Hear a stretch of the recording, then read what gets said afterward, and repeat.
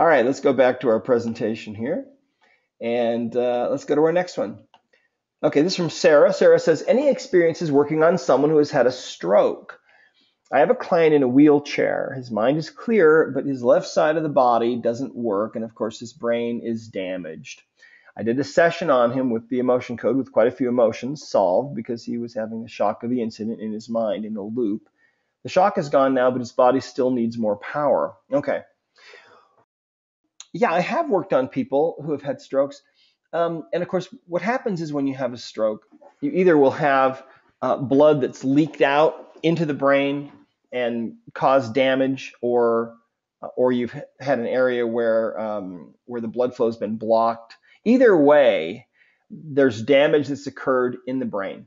Okay, so in a case like this, what I would recommend is asking questions like, is there any kind of an imbalance that is going to interfere with your brain's ability to heal rapidly? Because that's really what it's about. When you have a stroke, it's about the brain healing and making new connections and so on. And so those are the kinds of questions that I would ask. And you never know what can happen.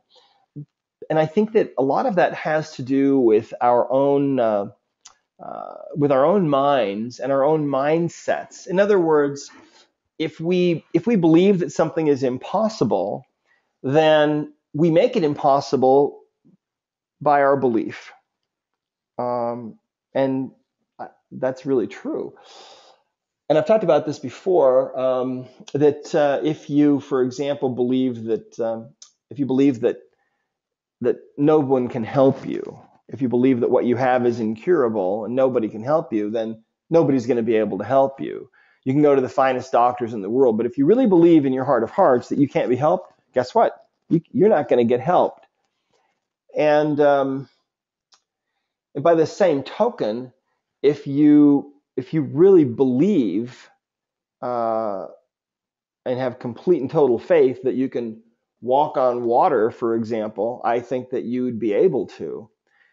So I think that it's really a fascinating thing. I mean, my own personal belief is that we're here for definite, very profound reasons, and one of those reasons is to learn how much power we actually have, and how the elements, in many cases, will actually obey our own belief and our own intention, and so on. So what I would do with a person like this is I would just try to fix whatever shows up, and try to ask questions in such a way that you're going to be able to remove anything that might stand in the way of healing, and then just see what happens.